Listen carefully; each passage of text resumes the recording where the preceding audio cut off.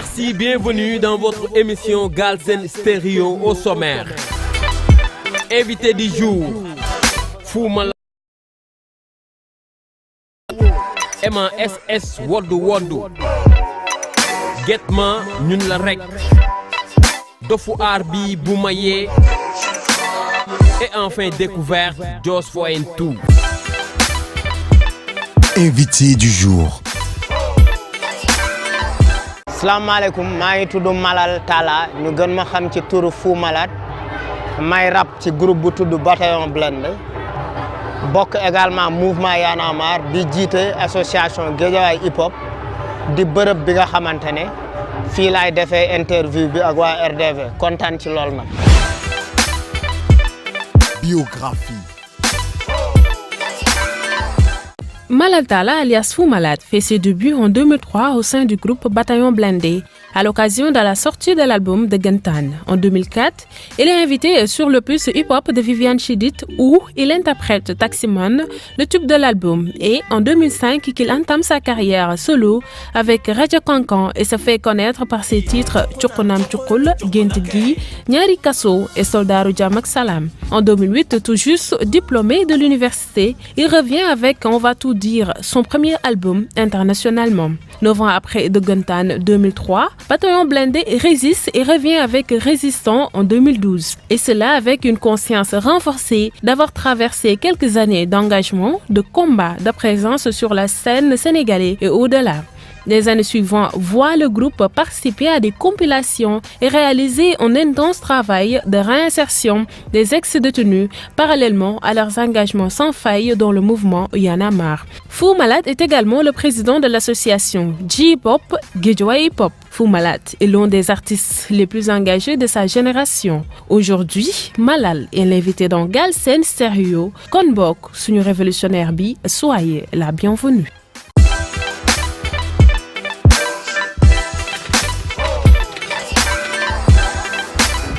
Parce que 98 Rapadio dafa ñëw créer déclic clash ñu bëri et puis indi culture hip hop 98 ñëpp di def rap hardcore ñëpp bëgg a toppandoo Rapadio ñun on s'est dit que pour nous démarquer il fallait faire autre chose quoi. Après ci la ñu prôné le rap dëggantaan objectif bi moo nekkoon ñu ngi doon gis ne ay Rapadio ñu ngi doon rap et cetera et tout. Mais ba tey affaire yi manqué woon na tuuti cafka Sénégal rap bi dese woon na saf-sap ak jolof ñu ne ñun yére yi ñu am la ñuy nduggee marché yére yi ñu yor la ñuy yéegee sur scène et puis lu ñu sentir la ñuy rap pour que bañ a am benn rap bu tëju ci ay concept créer rap dëggantaan di ko défendre. Donc on a voulu être différent fexe aussi au niveau de la thématique au niveau du flow jéem a fexe def leneen quoi waaw loolu moo taxoon vraiment moo ñu yóbbu ci recherche bu poussé boobu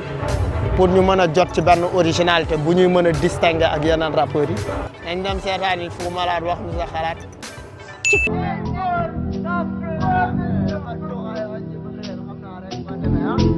Mala ëpp sens sama yaay daf ma daan tëj benn bés ma daa di rëcc mu yóbbu ma l'hôpital Fann ci docteur Bam nee na man aw ma saan wante sama xel moo baan sama bàjjen Aminta Badiane nee na bu jógee Poroxaan dina ma yéega roppalaan yóbbu ma parc aan ma seetaan su ma paree mu jëndal ma jaan sama tonton dig na ma fenton ki ma doon faj moom comme xaj gëmul yàlla te jàngul alxuraan fajam moom amul lekk amul naan daf ma doon yëpp fajar yan ma mat daa di may womat jàppe ma mbaam njaatige e fu ne pas fatigué démb dembalitu université cepp tooy xepp lañ fa tuur ci la añ ba suur nit ñi yaakaar naa ni dañu am feebaru yuur doose tiitaru jaay buur te duñu tuus dul mooy day kaña mooy raa Fou Malade wax ñu sa xalaat Fou Malade wax ñu sa xalaat Fou Malade wax ñu sa xalaat Fou Malade wax ñu sa xalaat Grandma Sam nee na su ma gisul lion dinaa jàkkaarloog maam Bamba dugal na ma ci kàmb mu fees dell ki yamba xale mag ñëpp di ma mbamba sama dañu kumpa yóbbee ma bopp xooxu sumpa section njaxas bi ma doon jënd fekk ma sama diggu doole fëtt sama ndënd soppeeku jargoñ jàpp sama xel lënd amuma ndam ci feccu ma caay caay sama yaay xuloog sama baay teg yaay takkaay jaay topp naa jamono ba teg ko coono mu dëkk di ma xalaat en tant que fou malade léeg-léeg mu di ma science ba yooy xol bi tooy mu toog fay jooy xanaa lese maak sunu borom moom mi amul benn morom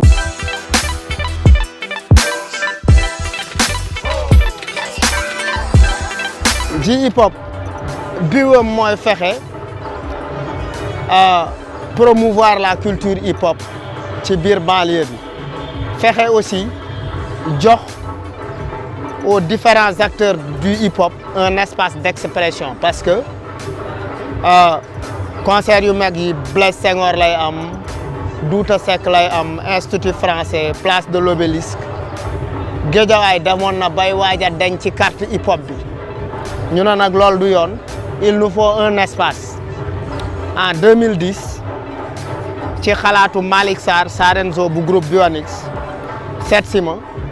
ne ma foog ñu créer benn affaire comme Matador ni mu créer Afrique culture urbaine foog ñu créer ji hip hop ñu ñëw fii ci foyer bi fekk fi Omar Niass moo nekkoon directeur bi ne ko dañ bëggoon créer benn association comme ñoom Matador mais amuñu siège mu ne ñu fii espace vierge bii moo fi nekk boobu à l'époque mbalit lañ fi doon këpp ñu ñëw fii jël espace bi wuti ay partenaires ñu tabaxal ñu infrastructure bi tabax fi restaurant studio salle de répétition salle de danse scène pour concert salle multimédia biñ ko tabaxee boobu ba léegi nag mu ngi dimbali ay junni ndaw yaa ngi seen arène bi ne chaque samedi dafay am ay cypher wari ko champion style cap de sës bu fukken cook mooy coordonnateur bi ngeen gis ni fii musique bii di yëngu fii boo yaa ngi danse sànq ci biir salle bi am nañu doon jàng photo tey ci suba am nañu doon jàng entrepreneuriat culturel fexe rek jox ndaw ñi les outils pour ñu mën a jàng tous les métiers qui tournent autour des cultures urbaines pour quand même wàññi chômage bi ci banlieue bi fexe aussi jeunes yi di daje ak ñeneen parce que nit dina jóge fu nekk ci àdduna bi di gëstu si ji hip hop dina permettre ndaw ñi daje ak ñoom échanger ak ñoom te depuis bi ji hip hop amee mu ngi soppi xel yi di soppi xalaat yi di jéem a teg nit ñi ci beneen xeetu doxalin bi nga xamante ne dina mën a amal njëriñ ndaw ñi. bi ñu wootee en 2010 réunion ci loolu lañ njëkk a focus ne leen ici c'est pas un label de production c'est une association qui travaille à promouvoir les cultures urbaines et à offrir un cadre d'expression aux jeunes de toutes les banlieues léegi nag ñi nga xamante ne dañu bëgg un label de production nañ dem seeti label de production fii c'est pas un label de production mun nañ nag offrir un espace pour un concert jox la espace pour nga photo wu jox la ay opportunité mais on n'est pas un label de production yàlla sax am na ñu gisul seen bopp ci moom donc ñu gisul seen bopp ci ji hip hop kenn mënu ci dara yàlla nañ gis seen bopp ci ji hip hop ici on fonctionne pas en tant que c'est pas une entreprise individuelle c'est une association à but non lucratif c'est pas une entreprise privée loolu la quoi.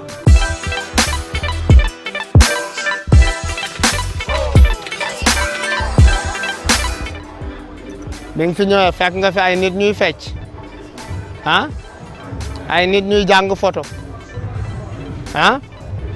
fekk fee arène bu ñu préparé pour samedi fekk fee ay nit yu toog di ataaya kele toog nele ci ruq bi appareil am la yore di photo est-ce que gis nga fi kuy tux yàmba gisoo ko fi léegi lan la ñu mën ci nit bu ne ji hip hop boo fi ñëwee da nga fi fekk loo fi fekkaat du bërëb bu set gis nga fi mbuus xanaa kay bërëb bu ñuy tuxee yamba di fa naan sangara bordel la fay nekk est-ce que bordel am na fi organisation moo fi am loolu nag wax jooju mënuñu ci dara.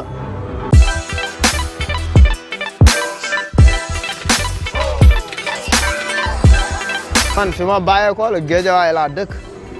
et on sait que les prisons ñi fa ëpp doomu banlieue bi la et que sama premier contact ak prison moi j'ai d'abord mon premier contact ak la prison c'est avec le rap mooy suñu premier album dëggantaan amoon na sound bu ci tudd Kaso maak Faxman ñoo ko def ñu siy waxu jelmaan yi cité ci suñu benn gaan bu tudd David Kete actuellement mu ngi Italie àndoon nañu États-Unis en 2012 ñun ak David Kete bi loolu weesoo album yi Bataillon Blindé génn yëpp wala yi Fou Malade génn yëpp da nga ciy dégg woy bu ñu dédié prisonniers yi outil la pour xeex les longues injustice bi nekk pour promouvoir les droits de l'homme pour fexe aussi dimbali boy yi ñu changer fusil d'épaule am neneen nu ñuy xalaate dañu kaso expression la dama kaso mooy je suis dégoûté mooy dama kaso expression c'est dans le jargon du milieu carcéral lay da nga yeewu kaso mooy da nga yeewu doo am envie wax ak kenn doo am envie recevoir kenn doo am envie lekk doo am envie naan sa xel yëpp ci biti lay nekk. il m'est arrivé un jour may seeti sam benn copain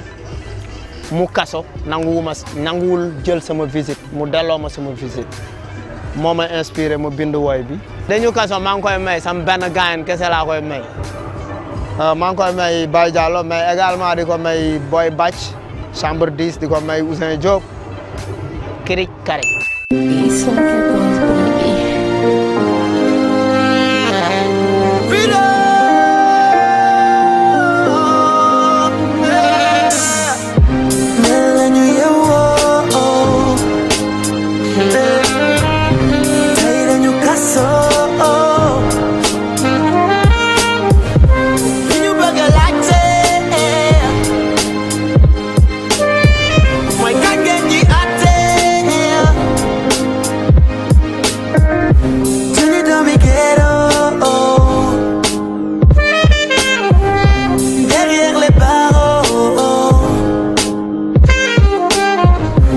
Visit Buma Ken Setsi Ngujum no limit pas doole wetsi gert na parloir dematuma contact sans pas couloir maa ngi doon mag mësuma dégg télé sunu dundu jeel paquetage sans délai dékumatu fel freedom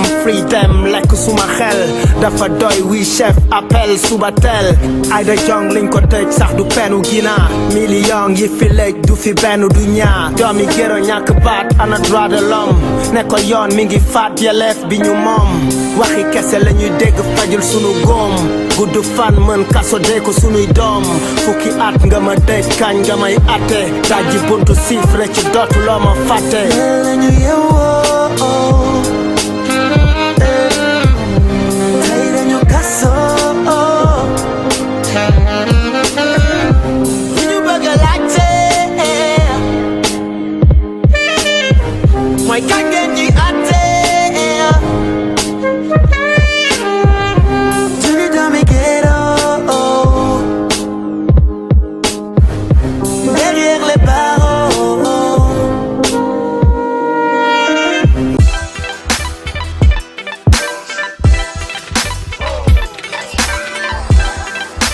Gaston dama ko tooñ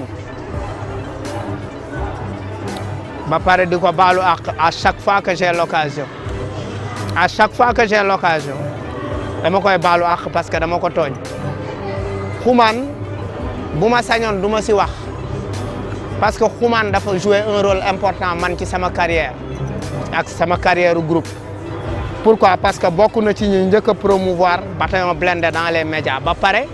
amoon projet wu produire le premier album de Bataillon Blindé avant Max Crazy di ko produire ça c'est de l'histoire un moment nag jote na ak DJ Ala place de l'Obélisque dans un concert xamuñu sax lu leen boole te bi ñu gisee DJ Ala di jàppante ak moom ñun dañu jàppante ak DJ Ala ne ko du yoon mais ñu toog le même jour ñu toog ba ay 2 heures du matin mu ñëw suñu kër ànd ak ay nit fëgg 2 heures du matin pour xeex ak DJ ak ñu tijji mu song DJ Ala di xeex ak moom bi mu ko songee la seule réaction qu'on pouvait avoir moom ak ay nitam c'était mooy féete ci suñu côté gaañ parce que ala mooy suñu gaañ après bi loolu amee dañu woo police également ne ko diw ñëw na fi et cetera et cetera donc noonu la demee donc nit ñi bu ñuy nettali histoire nañ nettali li ciy dëgg donc loolu la donc mais loolu lu ñu wees la souvent j'ai pas envie d'y revenir parce que buñ ciy dellu day mel ne lu ñuy bàkkoo la day mel ne lu ñuy bàkkoo la aduna même bu dul affaire u rap dafa am xeex état islamique ak américains yi ñu ngi xeex ah barki Demba Ndiaye waa Benno Bokk Yaakaar ak waa coalition gagnante dóorante nañu ay arrêt aduna noonu la day am xeex parce que bu xeex amul jàmm du am il faut que yenn saa yi nit ñi di xeex di baalonte ak parce que lenn li mooy jox sens leneen ñi ñu delloo ko ci philosophie dëggantaan bu jàmm amul woon ay du am bu ay amul woon jàmm du am bu góor amul woon jigéen du am bu àjjana amul woon safara du am politiciens yi bu fekkee ñun waxuñu ak ñoom kan mooy wax ak ñoom kan sëriñ si diine daf leen tënk ba mënuñu wax ak politiciens yi yenn yi mais ñun comme que ñooy yëg jafe-jafe yi nekk géejawaay giso bi ngay ñëw sa oto xam nga ni du gis nga ni sa oto musul yegg ba munul yegg ba Baylaay parce que dafa taa sa oto munul yegg ba Baylaay te dafa taa te pourtant parti au pouvoir moo gagné askan wi ñoom la wóoluwaat joxaat leen majorité te pourtant ndox maa ngi taa Baylaay ñu ngi nii di interview yooyu tiim sa bët tiim sama bët di ñu yokk paludisme ah foyer bu mel nii am na fi mais en termes de contenu wala en termes d'infrastructure y a rien parce que banlieue la nekk dañ koy délaissé alors que loolu responsabilité état les services médicaux yi fi nekk amuñu jumtuwaay yi war pour faj population yi bu tawee banlieue bi benn taxi du fi nangoo ñëw te pourtant les banlieusards continuent de voter pour les politiques donc tant que ñu ngi am possibilité wax suñu corde vocale yi daggagul muuma wuñu dofuñu dinañu wax ba keroog ñi fiy jóge ndax mën na am mu am lu mu saafara donc wax parce que wax dafa am solo ci la yàlla defaree doomu aadama yàlla dane kun fayakun mu nekk bi mu jëlee ban ak ay affaire ba pare dane kun fayakun affaire bi nekk donc le verbe est important wax la parole dafa am solo alxuraan ay kàddu la yu wàcc ci kaw asamaan ñu transcrire ko la parole elle est divine elle est sacrée elle est importante waaw donc te moom moo waral ñuy continuer di wax moo waral sax tey Y'en a marre ubbi lancer benn plainte contre le gouvernement du Sénégal pour ñi nga xamante ne ñoo bëggoon a voter te voter wuñu ils ont été privés de leur droit de vote tant que nit ñi ñu ngi am possibilité di ŋàññ loolu mooy jàmmi réew bu nit ñi di muuma dafa mel ni xal boo bàyyi ci suufu doomu taal boo ci tegee sa tànk mu jural la gilaawaal yi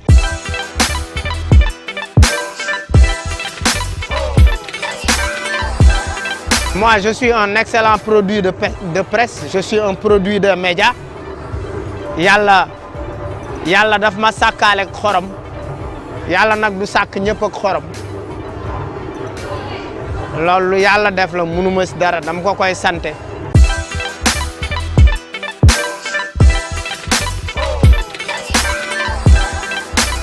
bon corrompre yow mun nga ma indi la preuve wala nit ñooñu mun nañ indi preuve yi parce que quand même boo nee nit sàcc da nga koy téye ci loxo ne moo sàcc mbuusu gerte bi mu ngi nii bërëb sàngam la ko sàcce waxtu sàngam la ko sàcce diw moo ko jàpp est-ce que am na depuis boobu ku indi preuve yi Y'en a marre li ñu leen jiiñagul mooy ëmb wax nañ ni ñoom moom ay oto ñoom moom ay affaire bu yàggee sax ñu ne train express régional bi Y'en a marre ko moom looloo ci des.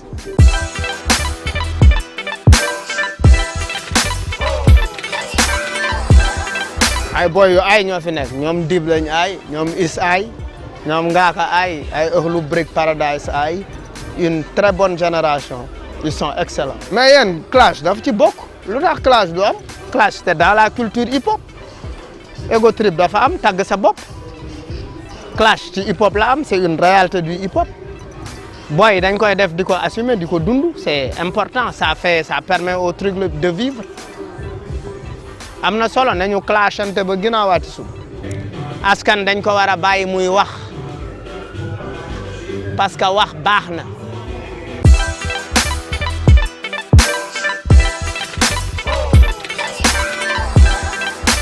sama projet politique mooy fexe banlieue bi xam ne juddoo ci banlieue ce n'est pas une fatalité dafa war a nekk force. parce que lii ñu fi yor nii dafa mel ni dex ci biir désert est-ce que xam nga luy misaalu dex ci biir désert naataange la ci lii lañ bëgg a nekk yaatal ko naatal ko suqali xel yak xalaat yi jëriñ ci doomu aadama yi lor rek la.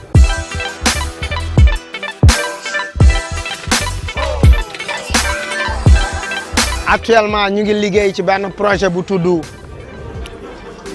yaatal ak naatal Guédiawaye hip hop ñu ngi liggéey ci benn projet bu tudd jotaayu gox yi ànd ci ak fondation Ford ñu ngi waajal benn projet bu tudd baatu kaso yi maanaam fexe nekk plaidoyer à partir de l'extérieur pour influencer les décisions politiques pour l'amélioration des conditions de vie carcérale. Mais sama projet artistique 2018 yëpp dama ko fas yéene musique wooy rek laay def en 2018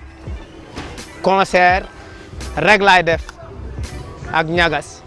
ci album bu tudd Ousseynou ak Assane enregistrement yi pare na ñu ngi ci mix yi on attaque les vidéos la semaine prochaine. janvier 2018 lay génn Ousseynou ak Assane mu nekk album bu saf xorom neex yéexati ñàkk rombati rëccu kenn du ko ñambaas garanté la.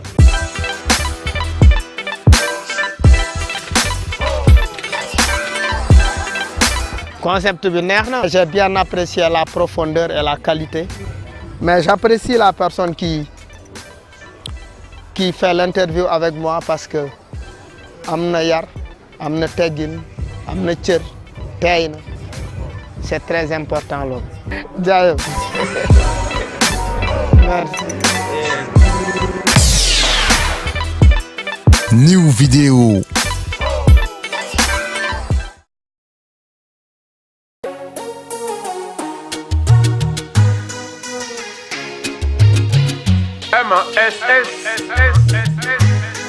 xale bi wadul sër waay le double B ñu dem right gisatuma kenn wodd sër ñoom ñëpp bëgg jëkkër du mën a jigéen waaw góor waxal moo ko waa kumba ci supermarché cheveux naturel sa bobba na njàmbe ba ci mbomb kenn du fa teg leket xam nga xamoon na jiin day wàññi ak li muy wone lépp sër dafay yokk kumpa lancement wu film bi la yàlla boo dee bool sa digg yor dox ndànk sa tànk yëkkati suufu joor mbool amul Dakar kon mu may la sëkk ak joor soo da maam ma jàngal xale yi nu ñuy taxee sër dërëm sa lafu sër suñ la mayee tax fa laf cat xale bi fi rabal nekkoon jógu fa wodd waaw kumba takk na sër rabal ak piis baax na def sa wax sa may sa jëkkër ku bëggul man bëgg naa woddul may ma la pluie est maintenant rare comme jigéenu xale sër wodd waaw kumba takk na sër rabal ak piis baax na def sa wax sa may sa jëkkër ku bëggul man bëgg naa woddul may ma la pluie est maintenant rare comme jigéenu xale sër feccal baaw naan mu taw dañoo tàng la pluie est maintenant rare comme jigéenu xale yi sër feccal baaw naan mu taw dañoo tàng la pluie est maintenant rare comme jigéenu xale yi sër ñun dañu sonn ci léegin si Rihanna ak Beyoncé na ma gis Aïda Sikk di boor ni ñuy sañse dem tool am fii waaye ñi ngi lekk kemb ci suufa garab teg ataaya maa ngi maye caaya ku ma ni ngay doxe di daagu dégg naa ko samay bro kon statut freeze ma selfie please lu yàgg ne kumba gawlo léegi ñu fëgg taxal sa sër nga fecc baaw naan rek mu taw indaale ci kër man kay ci boutique bi ay pantalon la ñu jaay man sër laay wër lu mu jar ma jënd na gàttal nof laay man jaago tuur na diw bi wagal sa sër xaar mbay way la lap cat xale bi fi rabal nekkoon togu fa wodd waaw kumba takk na sër rabal ak piis baax na def sa wax sa may sa jëkkër ku bëggul man bëgg naa woddul may ma la pluie est maintenant rare comme jigéenu xale yi sër New vidéo.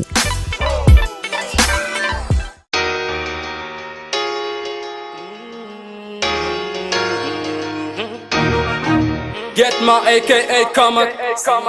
from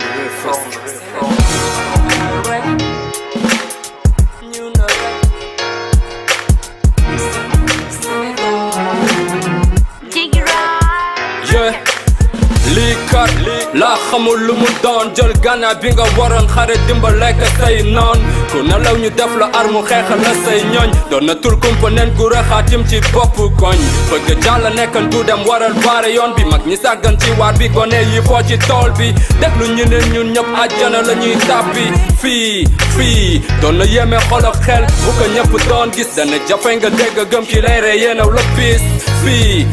li fi bandi di nirool tontu yi teew na doon indice corruption sar la ne ba biir police sa boobi ba wasi cosaanam waral naturelatul nañu mere suñu bopp lu ñu dal ndax kenn dañu rawul ñu ne dëgg neexul jël fen jox ko doole lu waay faj dof ba ca na muy xoole fii dafa mel ni ñëpp la du dégguma wax fi dëgg di fi laaj dégguma fii bu dee sa fond du jar dégguma fii dafa mel ni ñëpp la du dégguma wax fi dëgg di fi laaj dégguma fii bu dee sa fond du jar dégguma nopp yi dégg mbax jëfee ko ne bopp yum fi sax dëkk yu xufu nekk kilifa diine yi nañu génn wax ku ñuy xool te xamuñu mën na foog amuñu roykaay yu baax du fi jeex nga la waay na fes muur ca kaay ko te yërmande bu teewul ñun ñëpp jodduma góor mag jekku nañu iri lajju dégguma nangul liggéey ni mbaam la ñu def mën na yàqal ni golo taaru jigéen sëy gannaaw borom këram amul solo ko coo jiite ku mu jaral lu ne yàlla taxul ku fi mën a waat nit ñi tase xibaar yi fi raxul lu fi waay di waxati nga la waay na koy seet ndax suñu bopp la war mbaamu guddi foog ne bët du set am na ñuy def lu baax te yàlla tax waaye dañu fi néew li fi gën a fës si sacrifice mooy sulli néew jarul autopsie ki ñu seetaan ba mu dee ñi ko rey ñoo ñi ko yeewal nag fa yel ko tàggee fii dafa mel ni ñëpp la du dégguma wax fi dëgg di fi laaj dégguma fii bu dee sa fond du jar dégguma fii dafa mel ni ñëpp la du dégguma wax fi dëgg di fi laaj dégguma fii bu dee sa fond du jar dégguma New vidéo.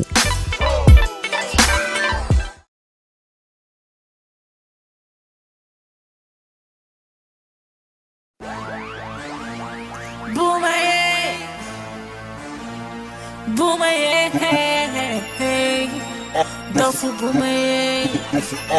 he back in again. Bul fi xuta caméro wan ma sa numéro 0 yaa ngi namp bataille féro daa ci bis bi ay millions d'euros comme des parrains de la maf appelle-moi Antonio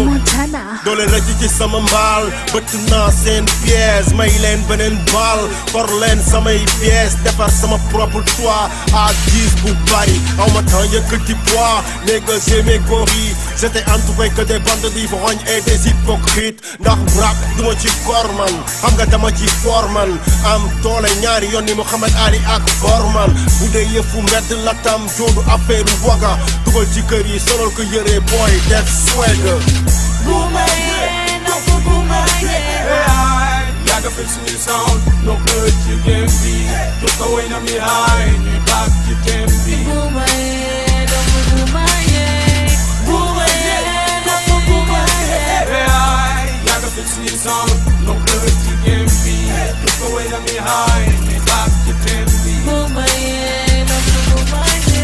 waat ci game bi dara du doy ci scène bi delloo buum ca mboy li seppi li ñuul ci soow li bu ku ne xamoon sa baay du ñu des ba tey ci coow li attanoo sunu niis réel saay-saay yu yor diis def buzz ak mic bu diis teg loxo joob ak xaalis ak yelwaan bi ngeen tuddee showbiz li ma ci jàllale lu neexal sama talent la bokkuñu seen gang bu dee affaire de clan la amuñu industrie hip hop bëgg a dee ci commentaire juste ay petite fans club d'ici 5 ans ñu sey ni poussière rap bi rek a ci gaañu guerre bi laay continuer di mëne bu ngeen lambuloon ji koy naa fekk xam ngeen li ma mëne su ko samay tànk rifle xamoon nga ne su ma génnee mixtape yëppay soppeeku doom ren ngay doog a gis prêt bu ñuy jaabuleeg album je ne suis pas de taille aka the real side Boomerang, no for boomerang.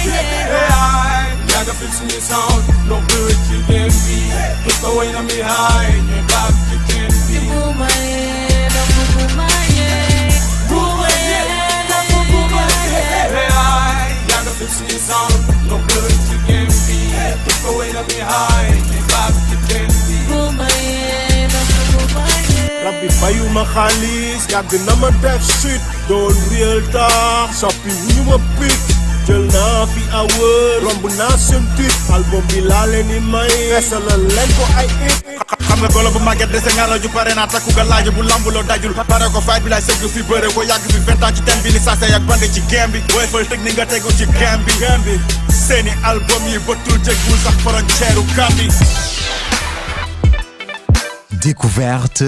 jàmm si Wolwa jàmm si Africa jàmm si Galsen jàmm si DK jàmm si Jiway ak Sadi ko wër yëpp IO Jos and two la from Jiway represent the lyrical bopp de Jamwa you know Jos bu ma la bëggee wax Jos kañ la dugg ci hip hop bon ñi ngi nekk fan ay vers les années 2004 ba 2005 donc 2005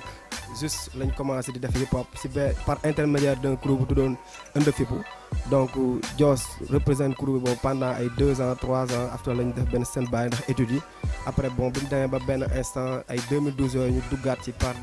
ay connexion par la suite la Jos toog nag décidé pour teg carrière solo xam nga instant bi si carrière solo nekk c'était en 2014 ba léegi xam nga ñu ngi nekk si carrière solo noonu la demee quoi. Découverte. Yeah,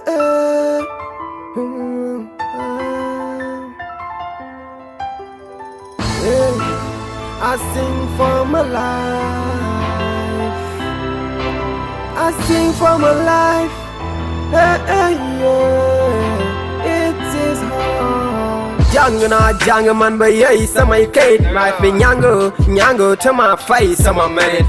aw ma face manatuma happy biir gale don't know face lépp hat fii kaay nga jaale kenn duma faale kenn duma toppatoo damay sob di saale may seen poto fitna dugga ci man lu réer man la ñuy tuumal duma fecc bek man si man la ter seeni tuumal yaa fuus lañ ma duppe nee nañu dama ker ku ñu puus nga jël pee def ndam kenn du la guerre seeni mer lañu may sippi kenn duma muñal xalaatuñu bés ma sippi ñu may rek a muñal I want to have a job. I want to have a job. I want to have a job. I want to have a job. What like what? Man job like what? Every time man can job at some guy. What like what? Man job like what? Every time man can job at some guy. What like what? Man job like what? Every time man can job at some guy. What like what? Man job like what? Every time man can job at some guy. Sama yaay benn nopp la dañ koy dar wax ko si man ba mu jéppi ma xas ma far ñenn ci mbedd mi di ma xooli bët dañ ma yërëm ñenn ci mbedd mi di ma xulli bët dañ ma sëlëm ñii dañ may woo may ma dërëm di ma gërëm ñii mer lañu woo gëm loo ko dañ ma xërëm nee na tele na or def na sarax waaye tus moom bëgglu ma koor liggéey yi dokeer ak pus amin na fekk mu gën sama yaay kaadir la bëgg am nin maa ni kes toog nag di baatre dëgg di dog bu mu gàcce yi fu waay nekk di ma siiñ samay noon mujjee esek def bak ñoom di ma jéeñ I want to have a job. I want to have a job. I want to have a job.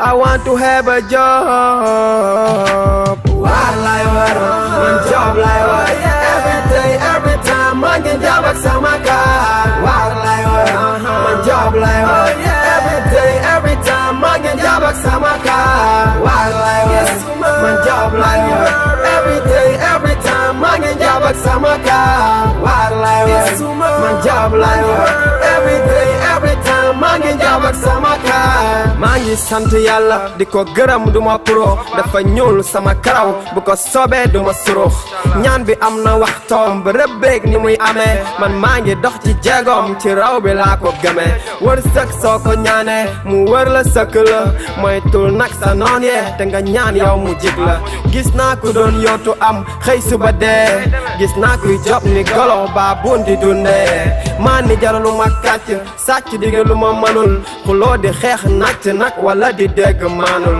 gubam yàlla ñàkkul moom mooy borom kun ku gis waa ji ñàkkul moom mooy jëmmi kun I want to have a job. I want to have a job. I want to have a job. I want to have a job.